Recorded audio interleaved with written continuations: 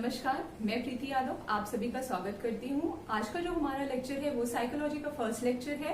तो हम अपने साइकोलॉजी के फर्स्ट लेक्चर में पढ़ेंगे व्हाट इज पर्सनालिटी, पर्सनालिटी की डेफिनेशंस क्या है, पर्सनालिटी को निर्धारित करने वाले तत्व क्या है। तो इतनी चीजें हम आज के अपने लेक्चर में कवर करने का प्रयास करेंगे। तो आइए शुरू करते हैं अपना लेक्चर। तो जैसे कि आप देख सकते हैं पर्सनालिटी, तो जैसे कि हम पर्सनालिटी शब्द को सुनते हैं वैसे हमारे दिमाग में एक बाहर की जो बॉडी लैंग्वेज होती है, किसी की हाइट होती है, किसी का वेट होता है, किसी की आंखों का कलर होता है, किसी के बालों का कलर होता है। हम पर्सनालिटी से यही समझते हैं, लेकिन पर्सनालिटी का एग्जैक्ट मतलब ये नहीं होता है।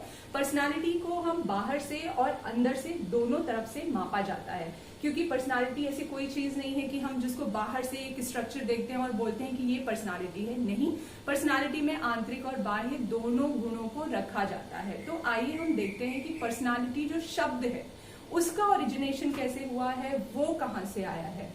तो जैसे कि हम देख रहे हैं ये है पर्सनालिटी, और पर्सनालिटी शब्द की उत्पत्ति हुई है पर्सोना शब्द से, जो कि एक लैटिन वर्ड है, और इसका इस्तेमाल पुराने समय में इसलिए किया जाता था क्योंकि जो मुखौटे के लिए किया जाता था। एक्चुअली पर्सोना शब्द का जो इस्तेमाल है वो मुखौटे के लिए किया जाता था। जो मुखौटा लोग किसी नाटक में भाग लेते थे उसमें जो वो मुखौटा पहनते थे उसको वो पर्सोना बोलते थे। उस मुखौटे के लिए पर्सोना शब्द का इस्तेमाल किया जाता था, और इस शब्द का इस्तेमाल सर्वप्रथम यूनानी भाषा में किया गया था, जिसका आप मतलब देख सकते हैं मुखौटा। और इस मुखौटे का प्रयोग लोग आम जीवन में तो नहीं कर सकते हैं, तो इस मुखौटे का जो प्रयोग होता था वो लोग कथाओं में जो भाग लेते थे, जो नाटक करते थे, उनमें वो कुछ मुखौटाओं को धारण करते थे, और उस मुखौटा को वो बोलते थे प्रोसोपोन, जो कि बना है पर्सोना। पहले ये यूनानी भाषा में इसको प्रोसोपोन बोला गया, मुखौटा, और फिर ये उससे ट्रांसफॉर्म होते होते पर्सोना बना, जिसको हम लैटिन भाषा में पर्सोना बोलते हैं, और इंग्लिश में हमने इसको ट्रांसफॉर्म किया, जो कि बन गया है पर्सनालिटी। तो बहुत सारे लोगों ने पर्सनालिटी को डिफाइन करने की कोशिश की, लेकिन जो सर्वप्रथम ऑथेंटिक और सबसे अच्छी डेफिनेशन दी गई है वो सर्वप्रथम दी गई है गार्डन एल्पोर्ट द्वारा। इन्होंने बोला है कि व्यक्तित्व व्यक्ति के भीतर उन मनोशारीरिक तत्वों का गत्यात्मक संगठन है। इन्होंने क्या बोला? व्यक्तित्व व्यक्ति के भीतर उन मनोशारीरिक तत्वों का गत्यात्मक संगठन है, जो वातावरण के साथ अपूर्ण समायोजन का निर्धारण करता है। जैसे कि हम जानते हैं कि एक व्यक्ति, बहुत सारे लोग हैं इस दुनिया में, कोई एक एनवायरनमेंट में रह सकता है, कोई उसी एनवायरनमेंट में नहीं रह सकता है। तो इन्होंने ये बोला है कि मनोवैज्ञानिक और शारीरिक चीजों का ये एक ऐसा मिश्रण है जो हमें इस एनवायरनमेंट में समायोजित करता है कि हम इस एनवायरनमेंट में रह पाए। सबसे अच्छी और सबसे डेफिनेशन जो है वो इनकी ही मानी जाती है, और इन्होंने ही सर्वप्रथम व्यक्तित्व को डिफाइन करने का कार्य किया था। जो आपकी नेक्स्ट डेफिनेशन है वो है वुडवर्थ की डेफिनेशन। वुडवर्थ ने क्या बोला है? वुडवर्थ ने बोला है कि व्यक्तित्व व्यक्ति की संपूर्ण गुणात्मकता है। देखिए यहाँ पे अभी मैंने बताया था आपको कि इसमें संपूर्ण चीजें आती हैं। इसमें हम सिर्फ एक चीज को नहीं रख सकते हैं, ना कोई बाह्य गुण है ना कोई आंतरिक गुण है, दोनों का मिश्रण होता है। जैसे कि इन्होंने बोला, देखिए व्यक्तित्व व्यक्ति की संपूर्ण गुणात्मकता है, संपूर्ण गुणात्मकता है। इसमें आपके आंतरिक गुण भी आते हैं, इसमें आपके बाह्य गुण भी आते हैं। आप ये नहीं बोल सकते कि पर्सनालिटी का मतलब किसी का बाह्य स्ट्रक्चर है। आप ये नहीं बोल सकते हैं कि पर्सनालिटी किसी के आंतरिक गुण है। बाह्य और आंतरिक गुण का सम्मिश्रण है जो कि आपका पर्सनालिटी कहलाता है। फिर जो नेक्स्ट डेफिनेशन है वो मार्गल और गिलीलैंड की है। मार्गल और गिलीलैंड की है। हम जो कुछ हैं उन सब का योग व्यक्तित्व के नाम से पुकारा जाता है। इन्होंने क्या बोला? हम जो कुछ हैं उन सब का योग व्यक्तित्व के नाम से पुकारा जाता है। इन्होंने बोला कि जो हम हैं, जो चीजें हम करते हैं, जो आदतें हमारे अंदर हैं, जैसे हम दिखते हैं, वो सारी चीजें मिलकर एक व्यक्तित्व कहलाते हैं। बोलते हैं ना कि अगर कोई बहुत गुस्सा करता है तो उसको बोलते हैं अरे कोई बात नहीं, उसका तो व्यक्तित्व ही ऐसा है, उसकी तो पर्सनालिटी ही ऐसी है कि वो गुस्सा करता है। बहुत लोग बहुत खुशनुमा रहते हैं, हर चीज में अच्छा अच्छा सोच लेते हैं, तो उनको बोलते हैं कि यार उसकी पर्सनालिटी ही ऐसी है, वो एक खुशमिजाज इंसान है। तो उसको बोला जाता है कि आपका जितने भी आपके गुण होते हैं, जैसे कि आपकी संपूर्ण जो कुछ भी आप होते हैं, उसको हम बोलते हैं कि ये आपका व्यक्तित्व है। फिर नेक्स्ट डेफिनेशन है वो है वैलेंटाइन के अनुसार व्यक्तित्व जन्मजात और अर्जित प्रवृत्तियों का योग है। ये भी बिल्कुल सही बात है कि व्यक्तित्व जो है वो हमारे अंदर बहुत सारी चीजें जो आती हैं वो हमारे माँ बाप से हमारे अंदर आती हैं। बहुत सारी चीजें हम अपने जीवन में सीखते हैं। तो इसीलिए इन्होंने ये बोला कि व्यक्तित्व जो है वो जन्मजात और अर्जित प्रवृत्तियों का योग है।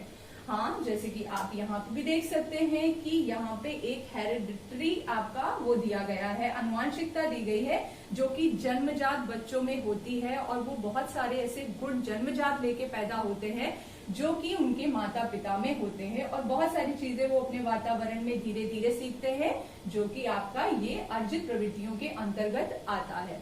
तो हम ये नहीं कह सकते हैं कि व्यक्तित्व में कोई एक चीज आती है। व्यक्तित्व में आपके बाह्य गुण, आंतरिक गुण, आपकी सारी एक कॉम्बिनेशन होता है जो पूरा, उसको हम व्यक्तित्व नाम से पुकारते हैं। तो आइए हम देखते हैं कुछ विशेषताएं कि व्यक्तित्व की क्या विशेषताएं होते हैं, कैसे हम आइडेंटिफाई करते हैं कि हाँ ये विशेषताएं जो हैं वो एक व्यक्तित्व की हैं। तो जो पहली विशेषता है वो है व्यक्तित्व अपूर्व और विशिष्ट होता है। व्यक्तित्व क्या होता है? अपूर्व और विशिष्ट होता है। यस, जैसे कि हम जानते हैं हर इंसान का जो व्यक्तित्व होता है, हर इंसान का जो नेचर होता है, हर इंसान का जो फिजिकल अपीयरेंस होता है, वो हर इंसान का अलग अलग होता है। इवन आपके फिंगरप्रिंट्स भी, इवन जो जुड़वा बच्चे होते हैं उनके फिंगरप्रिंट्स भी अलग अलग होते हैं। तो इसीलिए आप ये नहीं बोल सकते हैं कि हो सकता है कि दो लोगों की शक्ल मिल सकती है लेकिन उनकी हैबिट अलग अलग हो सकती है। तो ये भी, उसकी हैबिट भी उसकी व्यक्तित्व का एक हिस्सा होता है। इसीलिए हर इंसान विशिष्ट होता है, अपने आप में अलग होता है। लोग एक जैसे नहीं होते हैं। अगर उसका फिजिकल अपीयरेंस मिलेगा तो डेफिनेटली उसका नेचर अलग होगा, अगर उसका नेचर मिलेगा तो डेफिनेटली उसका फिजिकल अपीयरेंस अलग अलग होगा। तो हर इंसान अपने आप में विशिष्ट और अलग होता है, ये व्यक्तित्व की विशेषता होती है। दूसरा जो है व्यक्तित्व परिवर्तनशील होता है। यस, व्यक्तित्व जो है वो परिवर्तित होता रहता है। कभी कभी हमारे अंदर हो सकता है कि कोई अच्छी आदत हो जिसे हम छोड़ दें और बुरी आदतों को डेवलप कर लें। कभी कभी ऐसा होता है कि कोई बुरी आदत हमारे अंदर हो और हम उसको छोड़कर नई आदतों को अपनाएं, अपनी पर्सनालिटी को डेवलप करें, अपने आप को ग्रूम करें।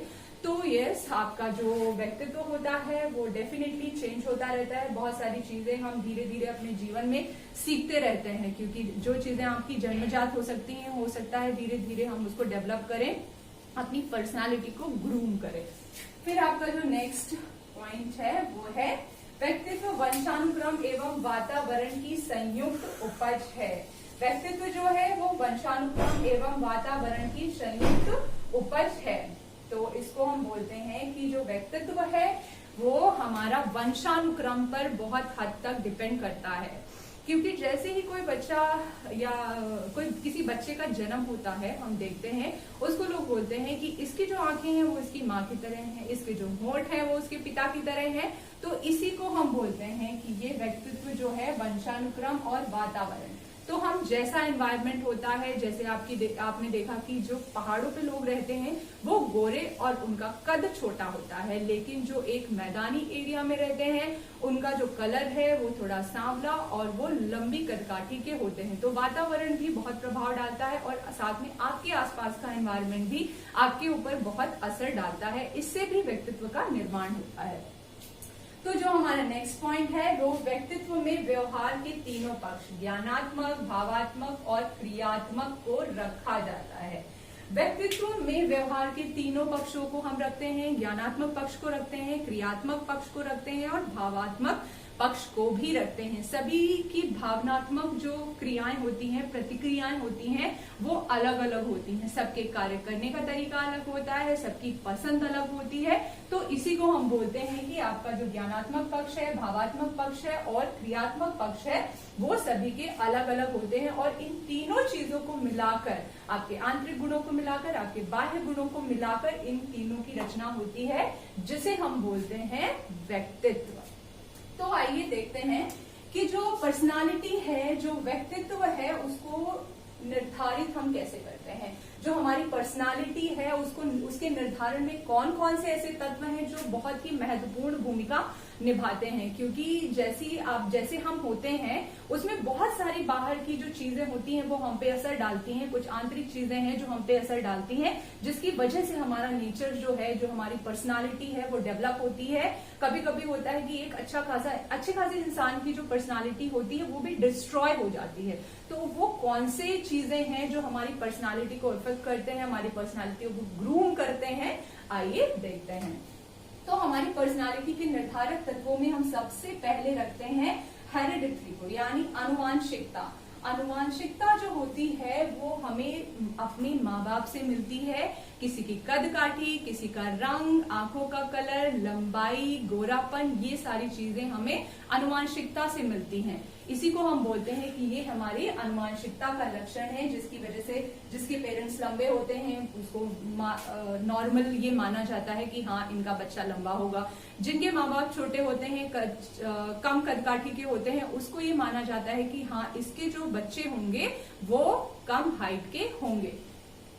तो जो नेक्स्ट है वो है हमारा वातावरण। वातावरण भी हमारे व्यक्तित्व को बहुत प्रभावित करता है। जैसा कि अभी मैंने आप लोगों को बताया था कि जो मैदानी एरिया में रहते हैं, जो मैदानी क्षेत्र में लोग रहते हैं, उनकी हाइट लंबी होती है, उनका कलर थोड़ा सा दबा हुआ होता है या थोड़े से सांवले होते हैं। लेकिन जो पहाड़ी एरिया में रहते हैं वो गोरे होते हैं, उनका फेस थोड़ा सा चपटा होता है और वो कम हाइट के होते हैं। तो वातावरण भी हमारे व्यक्तित्व पर बहुत ही प्रभाव डालता है और वातावरण से भी हमारे व्यक्तित्व का निर्माण होता है। जो तीसरा पॉइंट है वो संस्कृति है। तो संस्कृति भी हमारे व्यक्तित्व पर बहुत असर डालती है। जैसे कि हम देख सकते हैं भारतीय संस्कृति और वेस्टर्न कल्चर को, इंडियन कल्चर को और वेस्टर्न कल्चर को अगर हम देखते हैं तो उनकी सोच में, उनकी पर्सनालिटी में बहुत फर्क है। और हमारे इंडियन कल्चर में, हमारी इंडियन पर्सनालिटीज में, लोगों की सोच में, लोगों के व्यवहार में बहुत अंतर होता है। व्यवहार, सोच, हर चीज आपकी व्यक्तित्व के अंतर्गत मानी जाती है। तो संस्कृति भी बहुत ही इम्पोर्टेंट रोल अदा करती है एक व्यक्ति के व्यक्तित्व के निर्माण में। आपका जो नेक्स्ट है वो है, फोर्थ नंबर जो है वो है परिवार। परिवार भी व्यक्ति के व्यक्तित्व के निर्माण का जो सबसे पहला स्तंभ होता है वो परिवार ही होता है। क्योंकि बच्चा जैसे ही बड़ा होना शुरू होता है वो अपने व्यक्तित्व का निर्माण करना अपने परिवार वालों से ही सीखता है। परिवार वाले ही उसको सही गलती सीख देते हैं, उसको अच्छी आदतों का निर्माण करने में हेल्प करते हैं।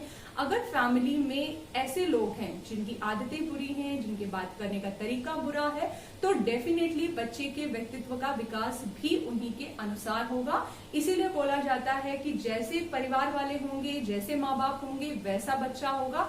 इसीलिए व्यक्तित्व के निर्माण में फैमिली बहुत ही इम्पोर्टेंट रोल अदा करती है। तो ये भी व्यक्तित्व के निर्धारक में एक महत्वपूर्ण तत्व माना जा सकता है। आपका जो नेक्स्ट पॉइंट है वो है फिजिकल स्ट्रक्चर। फिजिकल स्ट्रक्चर से यानी शारीरिक संरचना। शारीरिक संरचना भी बहुत इंपॉर्टेंट रोल अदा करती है हमारी पर्सनालिटी का। मान लिया कोई बच्चा है जो बहुत नॉर्मल से दिखता है या बहुत कुरूप दिखता है, तो उसको ये हमेशा अपने आप में अंदर से ये रहता है कि मैं सुंदर नहीं हूं, तो उसके अंदर कॉन्फिडेंस की कमी हो सकती है। उसके अंदर हो सकता है कि ऐसी चीजें डेवलप होने लगे जो उसकी पर्सनालिटी को धीरे धीरे डैमेज करते रहें। क्योंकि आपका फिजिकल अपीयरेंस, आपके जो आंतरिक गुण है, वो सारी चीजें आपकी पर्सनालिटी का हिस्सा होती हैं। इसीलिए बोला जाता है कि शारीरिक संरचना का भी बहुत ही महत्वपूर्ण रोल होता है व्यक्ति के व्यक्तित्व में। जिसकी हाइट अच्छी है, जिसका कलर गोरा है, उसको बोलते हैं कि देखो इसकी पर्सनालिटी कितनी अच्छी है। उसको भी अंदर से बहुत कॉन्फिडेंस रहता है कि हाँ मैं अच्छा दिख रहा हूँ तो मैं अच्छा परफॉर्म कर सकता हूँ। इसीलिए शारीरिक संरचना को भी एक बहुत अच्छा या बहुत इम्पोर्टेंट रोल माना जाता है व्यक्ति के निर्धारक तत्वों में, व्यक्ति के व्यक्तित्व के निर्धारक के तत्व के रूप में। तो जैसे कि हमने यहाँ पे देखा कि कितने रोल हैं, कितने आपके पॉइंट्स हैं, number 1, number 2, number 3, number 4 and number 5। पहला है अनुवांशिकता, दूसरा है वातावरण, तीसरा है संस्कृति, चौथा है परिवार और पांचवा है शारीरिक संरचना। तो जो हमारा नेक्स्ट टॉपिक है वो है व्यक्तित्व के निर्धारक तत्व में आपको इन दोनों पॉइंट्स को बहुत ही डिटेल में पढ़ना है, जो कि आपके एग्जाम के पॉइंट ऑफ व्यू से बहुत इंपॉर्टेंट है। आपको अनुवांशिकता और वातावरण को डिटेल में पढ़ना है। तो हम जो अपना नेक्स्ट लेक्चर होगा उसमें हम अनुवांशिकता और वातावरण का एक डिटेल्ड लेक्चर देखेंगे कि कैसे हमारी अनुवांशिकता और कैसे वातावरण हमारे व्यक्तित्व को प्रभावित करता है। तो मिलते हैं नेक्स्ट लेक्चर में, तब तक के लिए धन्यवाद।